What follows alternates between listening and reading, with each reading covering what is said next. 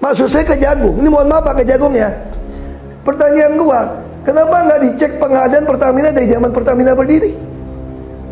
Permainan pakai aditif naiknya dari zaman dulu. Mesti hitung dong.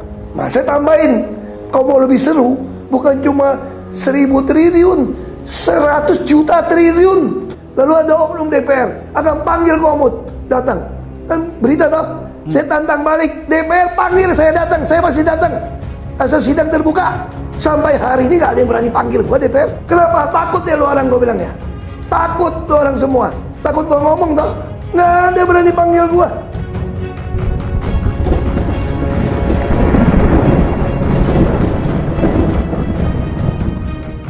Assalamualaikum warahmatullahi wabarakatuh. Imanufilah, publik masyarakat Indonesia menjadi marah dan geram ya ketika Kejaksaan Agung itu merilis potensi kerugian negara pada kasus korupsi Pertamina yang mencapai angka sangat menakjubkan, yaitu 193,7 triliun. Bahkan jika pola korupsi ini berlangsung selama 2018 sampai 2023, maka potensi kerugian negara bisa mencapai 968,5 triliun rupiah. Sehingga bisa dikatakan ini adalah pertama kali Indonesia berpotensi mengalami kerugian yang sangat luar biasa, itu sampai dengan hampir 1 kuadriliun selama bangsa ini berdiri. Sehingga bisa dikatakan korupsi yang ada di Pertamina ini sangat luar biasa parah, sangat luar biasa besar. Namun bisa juga andaikan memang ini benar dan negara itu mampu diselamatkan devisanya dari terus-menerusnya korupsi ini, bisa dikatakan ya inilah adalah salah satu program atau salah satu bukti nyata bahwa memang Presiden Prabowo ini memang berencana untuk menghabiskan mereka para tikus-tikus Indonesia yang ingin menggerogoti kekayaan negara. Jadi di salah satu sisi bisa dikatakan walaupun ini bisa menjadi bumerang ya bagi pemerintah, namun kami sebagai masyarakat Indonesia, hal yang pertama kali yang kita perlu lakukan adalah berterima kasih.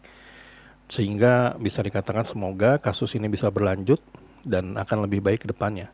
Nah, di luar dari masalah ini bisa dikatakan salah satu sosok yang menjadi perhatian beberapa hari belakangan ini adalah mantan komisaris utama yaitu Ahok, di mana beliau pernah menjadi salah satu petinggi dari Pertamina beberapa tahun yang lalu, sehingga bisa dikatakan menarik untuk bertanya kepada beliau bagaimana duduk masalahnya ini gitu loh, bisa sampai seperti ini. Nah, yang menariknya pada video kali ini kita akan mendengarkan wawancara dari mantan gubernur Jakarta tersebut di Liputan 6 di SCTV mengenai masalah ini. Kita akan mendengar beberapa statement yang sangat menarik dan tentu saja sangat panas ya. Karena memang dimanapun Ahok berada itu biasanya ada statement-statement yang sangat menarik dan perlu untuk kita cermati. Nah, khusus masalah pertamanya ini kita akan mendengar secara langsung dari mantan komisaris utama Pertamina, Basuki Cahayapurnama alias Ahok. Berikut videonya. Sempat dulu waktu zaman saya itu sampai dianggarkan APBN 110 triliun. LPG 3 kilo. Saya temukan 97% pemakaian LPG di Indonesia ada 3 kilo. Artinya ada yang oplos. Tapi nggak tahu siapa yang tanggung jawab. Semua orang bebas jual. Sampai langka, rakyat beli yang mahal. Udah, itu aja saya bilang. Saya lapor. LPG subsidi di stop. Semua orang nggak ngaku miskin. 1.300 watt listrik di rumah nggak bayar atau gue subsidi. Karena kalau kenapa butuh 1.300 watt? Karena kalau 450 watt buat kompor listrik itu 800 sampai 100 watt. Lo kalau dengan itu masak air, masak super mie, masak semua pakai listrik. Zaman saya kecilnya begitu kok, PT Timah kok. Zaman Belanda kan. Nah, kenapa saya mau lakukan? Karena banyak pemain LPG. Anda cek dong pemain LPG agennya siapa? Ada hubungan dengan orang politik nggak? Ada hubungan dengan partai politik nggak? Atas nama rakyat menambah jumlah subsidi, padahal dicolong oleh oknum. Begitu juga dengan BBM. Sama semua. Buat apa ada BBM? Saya juga usul. Kenapa pakai My Pertamina? Kita bisa jadi hasilkan uang nih dengan aplikasi My Pertamina. Dengan voucher-voucher jadi duit ini. Saya hampir tiap minggu rapat untuk urus My Pertamina. Saya ambil contoh yang paling menarik tuh gini, My Pertamina. Dari sisi sosial ya. Sempat Jati Bening apa Bekasi itu, Harapan Jaya saya lupa, banjir. Lalu Pertamina mau kasih bantuan CSA. Saya bilang nggak usah, stop. Panggil Patra Niaga. Tolong dicek SPBU yang tenggelam, SPBU mana saja. Lalu dicek siapa yang beli minyak dengan My Pertamina. Udah dapat, dicek lagi. Yang motor yang ngisinya seminggu 2 kali minimal, sampai 3 kali. Berarti itu duitnya agak bokeh nih. Dan saya nggak peduli dia tinggal di mana, pasti dia tinggal sekitar SPBU itu dong. Yang kita nggak tahu, kirimin voucher My Pertamina boleh ngisi minyak 20-30 liter, bantuan tepat tuh. Nah cara yang sama saya usul. Tidak ada lagi subsidi di Pertalite atau apapun, semua pertama satu macam lebih hemat kita. Nggak ada lagi permainan. Lalu pertama juga nggak perlu lagi nambah editif. Ini yang lucu kan? Kamu pengen teh botol yang manis banget di daerah Jogja bisa gitu loh. Ada teh botol yang kurang manis di daerah Jakarta. Ada nggak kamu segila gitu? Pengadaan pakai teh botol Jakarta, beli gula, beli aduk campur untuk jadi teh botol Jogja. Beli aja langsung teh botol Jogja. Nah sama kayak pertama, buat apa ada perusahaan editif? Bukan oplos, dia meningkatkan oktan. Pertanyaan gua, kenapa butuh jasa dia ningkatin oktan? Dari zaman Pak Faisal Abdul dulu, waktu kita premium mau naik ke super, ingat nggak umur kita dulu kan? Itu memang dikasih editif, naik gitu loh. Teman-teman dia mungkin yang jadi pengusaha itu ada kilang buat nyampurin. Masa sampai zaman ini teknologi bikin BBM impornya banyak, kenapa masih butuh seperti itu? Nah kan logika kan? Terus saya usul semua pertama, wah takut semua ribut. Nggak usah takut, lebih terarah subsidinya. Kamu miskin, ngaku ngisi bensin. Kalau Pertamax 15.000, saya mau jual Anda 10.000, saya subsidi 5.000 dong. Saya nggak kasih uang. Anda isi 2 liter 30.000, gue balikin 10.000 voucher untuk isi bensin. Sama tuh. Jadi buat yang ngisi bensin yang dapat subsidi. Lalu mobil, semua mobil baru bisa ngisi, kan edan. Lo tinggal bikin aja aturan, mobil yang di bawah 3 tahun, ya dong, yang CC-nya besar nggak dapat, yang CC kecil dapat subsidi. Oke, cashback lagi. Yang di atas 5 tahun lebih nggak bisa. Jadi kan kita bikin satu sistem gitu loh. Lo kalau nggak punya duit jangan beli Mercedes dong. Nah, lo beli mobil kecil, kayak sekarang mobil listrik disubsidi. Oke, pajak subsidi. Lo beli mobil listrik saja. Nah, motor yang paling banyak. Oke, lo subsidi dengan cara cashback voucher. Apa yang susah sih? Kalau mau ya, tinggal dikerjakan. Termasuk saya mau kontrol minyak ini berapa. Jangan di tangkinya. Saya nggak butuh alat ukur digital untuk tangki. Buat apa? Saya mau mengetahui stok minyak di SPBU kamu, rekanan saya. Saya nggak penting. Toh begitu habis, bayar yang beli, kamu juga beli lagi sama gua. Terus aku juga bisa kontrol di dalam room saya. Kamu minggu ini beli atau enggak? Yang saya butuh tuh digital di nozzle, supaya saya tahu nih tiap kali ngisi di pusat data saya itu SPBU ini mobil ini isi berapa. Tapi lakukan apa? Yang diukur digital tangkinya. Ngabisin triliunan nggak ada guna bos. Itu maksud gua tuh. Baik gua bilang kau gua dirut Pertamina gua udah pecat tuh semua. Gua bilang. Tapi sekali lagi sayangnya Anda cuma komut ya Pak ya. Ya memang sengaja Pak untuk dirut kan. Kalau Ahok dirut pembersihan dong. Tadinya sebenarnya sudah disinggung oleh Pak Ahok bahwa Pertamina ini mencampur Pertamax dengan zat aditif. Dan kemarin di RDP dengan DPR diakui itu afton dari Amerika Serikat, hanya afton yang digunakan. Di sisi Kejagung yang dimaksud blending oplos itu bukan itu sebetulnya. Tapi yang dimaksud adalah RON 90 bahkan 88 dicampur dengan 92. Di mix antar RON, itu yang dimaksudkan. Nah Pak Ahok tahu nggak soal hal ini? Kalau soal itu kita nggak bisa tahu teknis. Di situ ada teknis. Kalau soal pemasuknya mencampur itu, ini memang permainan bajingan lah. Kenapa lu terima? Anda masih ingat nggak? Kalau kita pengadaan bener ya? Ya. Anda masih ingat nggak orang surat tulis? Ahok tuh terbang kali itu bus-bus Transjakarta, ratusan unit, 300 miliar. Itu para pembenci saya bilang Ahok yang mentelantarkan. Bener, saya yang mentelantarkan bus-bus itu. Tapi saya tidak bayar masalahnya. Jadi waktu orang masukin mobil itu ke Jakarta, gue lihat speknya nggak sesuai, gue tolak. Tolak dulu gimana dong, bus gue gitu banyak udah datang. Emang gue pikirin kenapa lu mau curangin gue? Nah harusnya kalau Pertamina beli minyak, Anda kan punya insinyur bisa ngetes dong. Masa minyak masuk kapal mesti komut yang tunggu di Tanjung Priok ngetesnya? Oke. Kalau itu ya semua dipecat aja. Kok suka ngomong kok? Makanya kalau saya senang kalau jaksa mau panggil, saya punya rekaman suara rapat semua. Saya cuma minta Pak Jaksa, sidang terbuka di Republik ini. Berarti Anda siap dipanggil ke Jagung? Oh saya siap, saya senang membantu. Dan saya senang kalau di sidang, itu semua rekaman rapat saya itu diputar. Biar seluruh rakyat Indonesia mendengarkan apa yang terjadi di Pertamina, apa yang saya marah-marah di dalam. Kalau semua mesti sampai periksa minyak, penerimaan buku tulis, pembelian beras, mesti saya. Kalau itu ngapain ada ratusan ribu pegawai? Suruh gua aja semua. Seberapa sering sih komunikasi atau rapat kayak gila duduk di satu meja? Aduh, sering banget kita apa yang pakai Zoom, hybrid kita ada M-Team. Saya bisa dapat 18.000. Oke. Bahkan saya punya program namanya itu Ask the Chairman Anything. Jadi seluruh pertiwi perwira Pertamina itu boleh kontak saya langsung, boleh bicara dengan saya langsung tiap bulan. Bahkan saya tiap minggu rapat. Saya pimpin komite. Tapi sayangnya mengganti direksi, mencopot direksi, ganti direksi tanpa saya tahu. Lah kok yang menteri diam-diam aja. Ini fakta kok.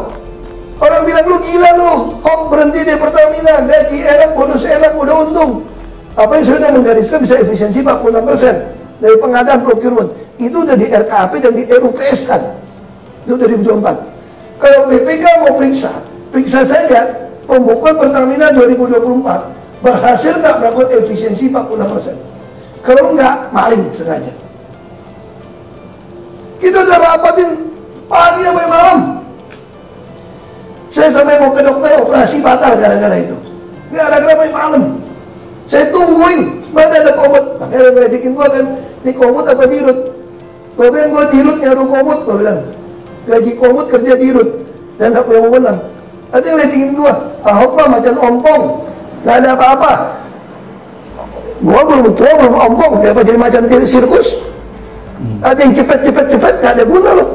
Oke, tapi temuan Kejagung ini sempat anda deteksi nggak, Pak Ahok pada saat menjabat?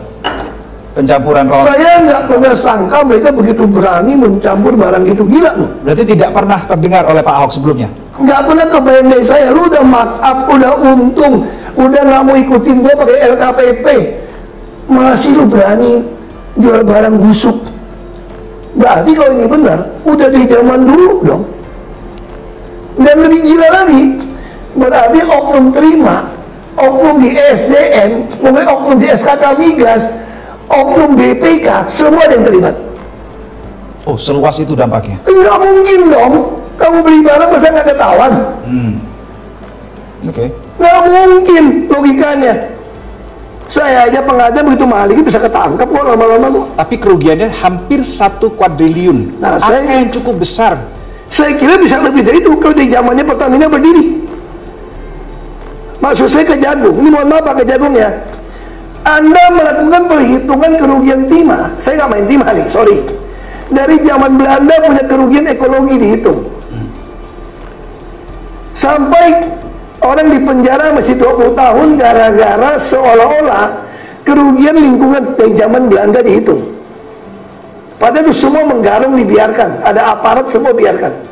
Pertanyaan gua, kenapa nggak dicek pengadaan Pertamina dari zaman Pertamina berdiri? Permainan pakai aditif naik ini dari zaman dulu. Mesti hitung dong. Nah saya tambahin, kalau mau lebih seru, bukan cuma 1.000 triliun, 100 juta triliun. Kalau mau, Hitung, ini zamannya Pertamina berdiri dulu, nyolongnya kayak apa? Pertamina masih ekspor minyak mentah $100 per barrel, tidak pernah capai keuntungan $2 miliar. Saya masuk di tengah COVID dengan optimalisasi saja, dengan tekan biaya, itu bisa dapat $2,2 miliar. Terakhir saya tinggalkan dapat $4,77 miliar. Artinya apa? Boros banget ini. Bahkan target saya kalau mereka melakukan efisiensi 46% di 2024, waktu saya tinggalkan, harusnya Pertamina dari pengadaannya bisa untung $45 miliar. Lu kalau $10 miliar, lu efisiensi 46, lu langsung dapat $4,6 miliar kan? Ya. Nah, tolong penyidik BPK cek Pertamina. Ramai-ramai cek laporan Pertamina, keuntungan 2024 itu berapa? Dan dicek procurement pengadaannya selama 2024 itu berapa miliar dolar. Karena di dalam RKAP dan RUPS yang sudah tanda tangan oleh menteri semua, itu harus hemat 46%.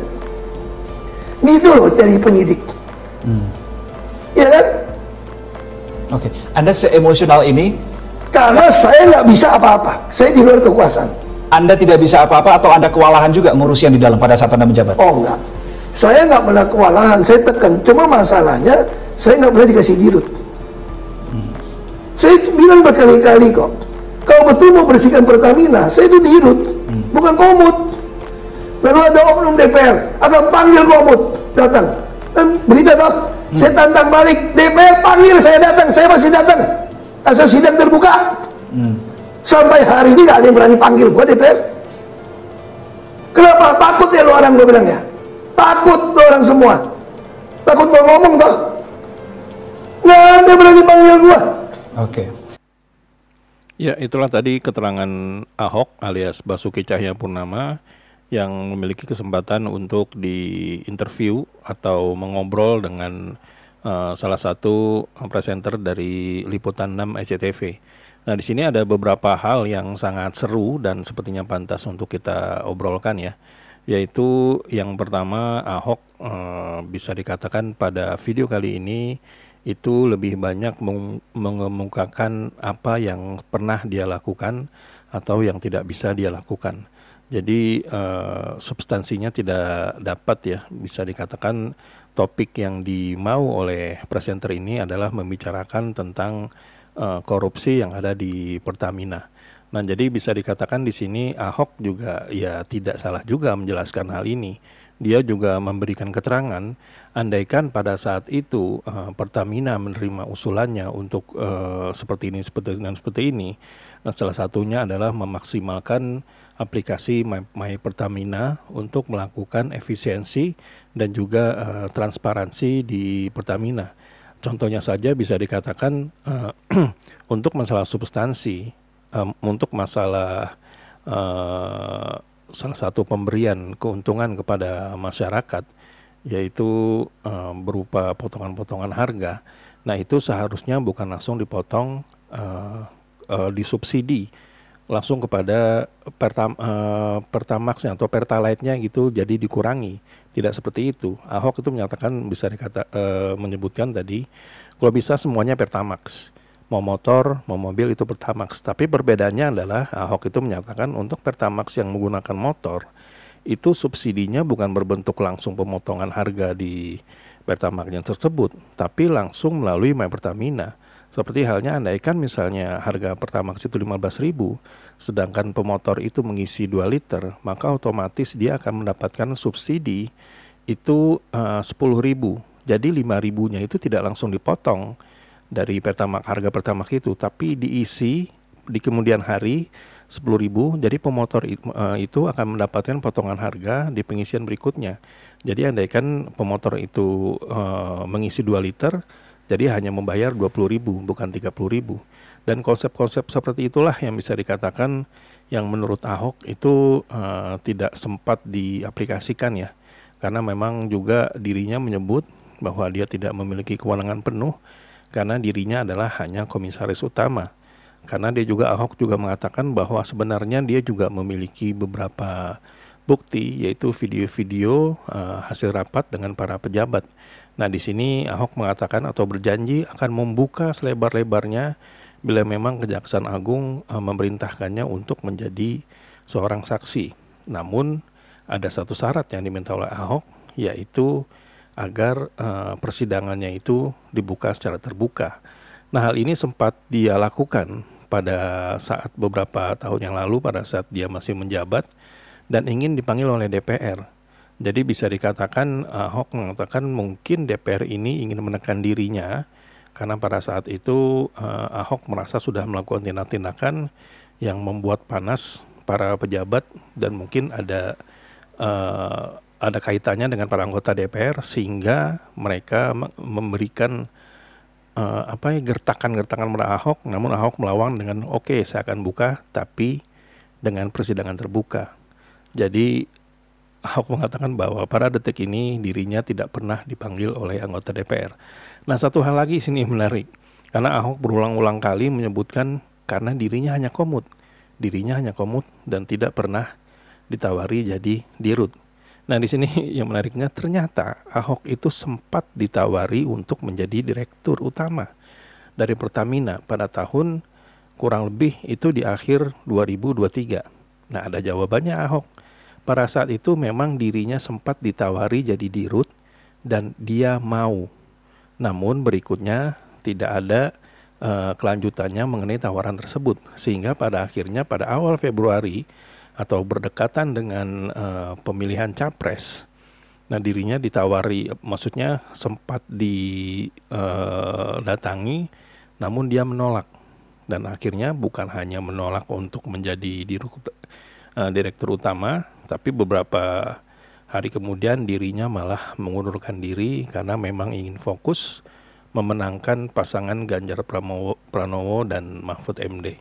Ya, itulah tadi lika-liku mengenai gonjang-ganjing korupsi di Pertamina yang bisa dikatakan memecahkan rekor korupsi di tanah air semenjak bangsa ini berdiri ya. Hampir 1 kuadriliun alias 1.000 triliun bila memang ini dilihat beberapa tahun belakang, dan bila memang potensi kerugiannya itu sekitar 100 kerugiannya itu sekitar 193 ya, 193 triliun, 193,7 triliun. Sehingga kalau misalnya ditaksir pada tahun 2018 sampai 2023 itu kerugiannya berpotensi sampai dengan 968,5 triliun. Jadi semoga dari kasus ini Pak Prabowo berhasil untuk menyelamatkan devisa negara untuk tahun-tahun berikutnya, karena memang tentu saja potensi kerugian negara ini akan dihitung dan sudah hilang ya. Dan semoga saja mereka yang ditahan ini bisa dimiskinkan atau ditarik aset-asetnya untuk mempertanggungjawabkan apa yang telah mereka lakukan.